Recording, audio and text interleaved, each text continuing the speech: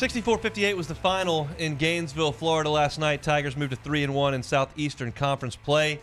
We talked about that 7-game gauntlet. LSU's more than halfway through it, and they are 3-1 in that stretch, have won 3 in a row over some solid teams in the Southeastern Conference. Jeremy, for me, a couple things really stood out in terms of the positives, which I will get to the negatives in the second half of this segment that I saw, and certainly we'll open it up to anything that you saw. But on the positive side, LSU absolutely had to have Darius Days last night on both ends of the floor. On the offensive end, he did not force the 3-ball. He only shot 3 of them for the game. He did a great job of hitting those floaters around the rim with the right hand, making shots off the glass. He hit that mid-range jumper when LSU had to have it, just up 2 at that point in the game. He scores 20 points in the game, 9 of 14. I thought he was brilliant. And then on the other end of the floor, he did something LSU asked him to do all year last year, which is not what he should be doing, but he had to go down there and deal with Colin Castleton because LSU didn't have anybody left. And he kept Castleton off the block as much as he could. He waited for the help to come, which is what LSU was going to do. They were going to send 2 or 3 guys to Castleton every time he got the ball. And, it gave Florida a lot of open threes, but they missed them. And that's part of it. I'd rather Florida fire away from 3-point range and let Castleton shoot 3-footers over a 6'6" guy trying to guard him. You can't do that. So I thought Day's response, 25 minutes from his backyard was critical last night. And that's why you got to have a senior come back to help you out when you go on the road. He was great on both ends of the floor. Anything Days or otherwise that you saw that really stood out as a positive? Yeah, I think for me, Days changing up his approach to the game. I think when you saw Xavier Pinson running the show at point guard, you saw, Tari Eason out there kind of attacking the paint. He kind of changed his role to just a kind of a catch-and-shoot three-point guy. We've seen him have games where he shoots, 6, 7 plus to try to implement that style of play. I think him really taking his game on the inside, getting smaller people matched up with him, not afraid to take those little running floaters in the paint, getting to the line, taking just closer shots to the basket. I think that's kind of what he realized last night, and I hope he continues that play for the rest of the season because last year that's kind of where he did most of his work, offensive rebounding, kind of attacking the paint and not just being strictly a three-point shooter. So I think that was refreshing to see him change that up. And I think for me, one of the negatives I'll say is just I know some of the calls were going the other way, but got to stop fouling, man. Just giving those – if they didn't shoot so terribly from the free throw line, I think that's a totally different ball game. So you got to find a way to either play defense with your hands up and not foul, and I think you'll be a lot better off for the rest of the season. What did you think of the whistles? Some they of them won't find were, you if you say what you say. Yeah. So some of them were okay, but a lot of them were just so ticky-tack, and the whistle was not the same on the other side of the court. So I think that's why, for me, it's like, okay, I get it. You're playing at Florida. I get the crowd's getting a little rowdy, but some of those are just like, come on, what are we doing? Look, my Twitter was a buzz with the foul disparity. I understand at one point it was about 20-5. You had 2 intentional fouls by Florida late. I didn't think the officiating was egregiously bad last night. I thought there were a couple. I thought Sharif's block was clean and that Florida initiated contact with the off arm. Thought that was a miss. I thought the Florida defender flopped on Eason's charge that ended his night. Did he initiate contact? He did. And does Eason have to learn that he's only going to the right, which means you can get in front of him rather quickly because he's headed that direction and he's going to have to deal with offensive fouls? He got 2 last night. Yeah. But, you saw that who was that drew the charge? I know who it is if I look up their box score. It was McKissick drew the charge. He's been a 2-time Defensive Player of the Year in the conference he transferred from, and he started laughing when he drew the charge. He knew what he was doing, and he started laughing when they made the call. But I didn't think the officiating was egregiously bad last night. I think LSU plays a brand of basketball that is going to create an uneven foul disparity most nights. They're so aggressive. They reach so much. They trap so often. They're playing you full court. They're going to foul more than the other team far more often. Now, the other side of that it's more fun to just wail away about how bad the officiating is, and I'm telling you that you're going to foul a bunch when you play that kind of defense. You're also going to create this. Florida shot 36% from the floor because you're so aggressive and so oppressive and you're so much in their face that they don't shoot a good number. I can't help you with the 11 for 22 from the charity stripe, but I really don't give a damn. You got 5 seniors in the starting lineup. You're on your home floor. Make your free throws. I don't give a rip. Like you scored 58 points. LSU's defense was very, very good. You forced their point guard Appleby into a minus 17 for the game. In 20 minutes, he turned it over 4 times. He's a senior point guard. That's the trade-off. You're going to get in the bonus a little bit earlier than you want, and it may bite you here and there. Like that's a risk you're going to run. It hasn't very much just yet. So I didn't think the officiating was terrible. The worst thing the officials did all night was call the technical in Florida. I mean, you know I'm going to go nuts on that every time. The guy hits a 3 in a big game and he says something, and the official just blows the gasket. He's a dork. I can't endorse that kind. But I didn't think it was awful. So more on the positive side. Sharif's play was really good. The plus minus doesn't show it. I don't care about that. What I care about is that he played 13 minutes, which is about as much as you can expect from him right now.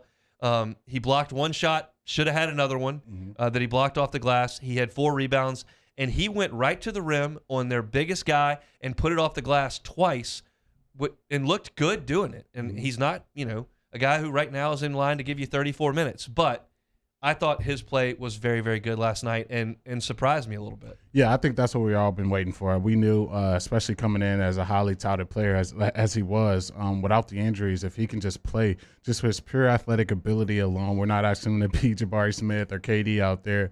Just come give us some minutes, come rebound some ball, come play some defense, come switch on multiple positions. And I think he did all those things, at a good level, especially for a guy, like we said, hasn't played basketball in 3 years. I think what he gave last night is definitely something that you can build upon, especially in a road environment. I thought they'd wait to, get him at home, let the, student fans and everyone else cheer him on and get his legs underneath him that way. But I think starting him off in that road environment in a very close ball game, that you were up 14 points at one point, but they battled their way back in. And I think getting those minutes from him definitely is something that Coach Wade definitely should start implementing more of. All right, to the bad. And you mentioned we were up 14 points. Thank you for that beautiful segue. I realized that I jumped on John Calipari's case for pulling Oscar Tshiebwe for 11 and a half minutes in the PMAC when he got 2 fouls. And I said that's really just fouling your guy out to take him out for 11 minutes. I know I said that. But I have to criticize Will Wade last night for having Tari Eason in the game up 14 points with 5 minutes to play in the first half and 2 fouls. There's just no reason to have him out there. Kentucky was losing when Tshiebwe was on the bench. That's a different story. And Eason up 14, doesn't need to be in there. He picks up his 3rd foul.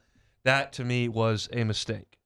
The other big iffy play for me, and I'll fully admit that what happened after it made it worse, but we're up 16 points with 13 minutes to play, and Gaines gets a rebound and goes flying down the floor to nowhere in particular, gets basically trapped at the free throw line, tries to dribble behind his back. They go the other way, get a dunk. They go on a 10-0 run, all off this forced play that Gaines didn't have to make.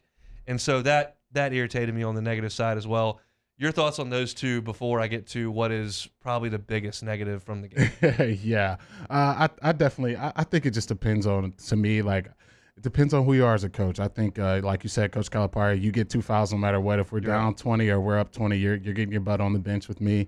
I think certain coaches trust certain veteran players. If they do get, that foul, that they're going to go through that game and be cautious and not get an extra one. But I don't know, man. I think if you don't have Xavier, you don't have some of your guys out there, I think you got to try to stretch guys' minutes elsewhere. So I'm not too upset with it. I think if you're going to do that, you got to play that way all season. Let your players have that confidence and have that trust. My coach trusts me in this position not to get an extra foul, not to get in foul trouble. And I think it's just a give and take with that, with the relationship between player and coach. So I think of all things, I'm not too upset at that. I'm more upset with another game where you give up 14 offensive rebounds.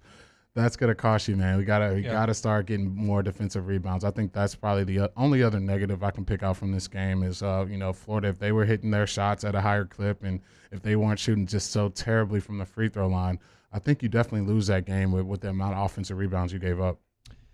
Okay, here is the biggest negative that has become a little bit of a trend here, and I realize that these are college athletes that are trying as hard as they can and are giving it everything they got. And this criticism is not an indictment of what is to come in the future. But right now, Efton Reed is overmatched in this league. He's overmatched. And it's 4 games, and it has been a real struggle for him in all 4 games. He is shooting 27% from the floor. He is playing, he's got 16 fouls in 4 games, so 4 fouls per game. And when you look at the minutes he's playing, it's only about 12 a game. It's too big, it's too fast, it's too strong for him at this point. I think he's going to be a really good player because he's so skilled. And we saw it against the ULMs and Northwestern States and Louisiana Techs. And he's got good touch with both hands. He's got good skill. We've seen him knock down a big 3 in the game at home last week in a conference game. Like, he's got the ability, and he's going to be a really good player for LSU. He's not a one and done, and he's going to be an excellent player. Today, Thursday the 13th, he's overmatched. And look, you're dealing with Colin Castleton, you're dealing with Walker Kessler, Oscar Tshiebwe. Like, these are studs in the league. But right now, it's too much for him. And so you're going to have to play a little bit more fudge. And if Sharice's got to give you some minutes and Eason's got to stay himself out of foul trouble, Reed certainly has his spot, and I expect him to start. But expecting him to flip a switch, I think, is a lot. Now, March 1st, he may catch up. That may start to happen. But right now, it's a lot for him.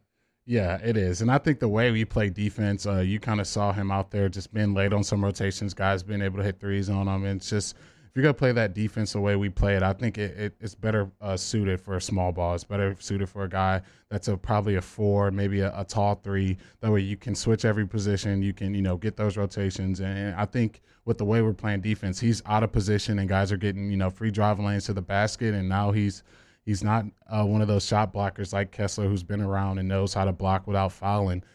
He's not there yet. He hasn't learned that ability yet to be able to, contest shots at a high clip, and either force guys to overshoot it or send it out of bounds. He hasn't done that. And I think on the offensive side, he just can't get to his spots. You saw him against early on in the season, able to, get deep post position and shoot over either shoulder. That has not been the case in SEC play. It's just those guys are a lot stronger. They've been in the strength and conditioning programs a lot longer, and it's been a struggle for him to try to fight an offense. So unless he's going to just start attacking the offensive glass, maybe getting some putbacks or, just setting some easy screening rolls, maybe getting some alley-oops, it's been a tough scene for him to score. So I think you have a guy out there that's fouling a bunch, not scoring, not blocking shots. At some point, you're getting negative return. So I hope for Efton he can continue to keep battling, keep growing, keep learning. I'm sure Coach Wade's on him about that. And he has the potential. You don't become a 5-star prospect, 7-footer for no reason. We've seen him have the ability. He just has to continue to grow and continue to learn. And Sham says in the Bayou Ford chat, what Reed's going through is perfectly normal for a 6'11 dude. Absolutely agree. And like I just said, Colin Castleton is going to be first-team All-League player. He's a grown man. He's a 4th-year college player. Oscar Tshiebwe may be a first-team All-American at this point. He is a 3rd-year college player. He is a grown man. John Fulkerson is a 5th-year college player for Tennessee who is 6'9" and playing on the block. I got you right there. Walker Kessler was a 5-star. He spent 2 years, one at North Carolina and one at Auburn, playing with men. Like, these are among the top guys in the conference and really in the country that he's dealing with right now. So for him to have struggles is perfectly normal. It appears he's got a great head on his shoulder. It appears he's cheering on his guys. He's giving you all the effort you could want, and that is great. But in terms of what I'm evaluating on the floor, he's got a long way to go, and I think he's going to get there. I'm glad he's on our side because that is a big dude with a ton of talent, and I want him to play every single game. And obviously he's got to go to work and practice, but it's been a struggle through 2 weeks, and that's perfectly normal. But it's something that I've definitely seen. But his guys had his back last night, and like we said in the first segment, that is a win that I believe is just going to inspire this team and create so much positive energy. And I think Will Wade knew it based on what you heard from him last night and again this morning on OTB. So Tigers win the ball game, move to 3-0, a date with Arkansas, the Razorbacks, at 1 o'clock in the PMAC on Saturday. Thanks so much for watching Hunt Hill on YouTube. Now do us a favor, hit the red subscribe button below and throw us a like. We'll see you next time.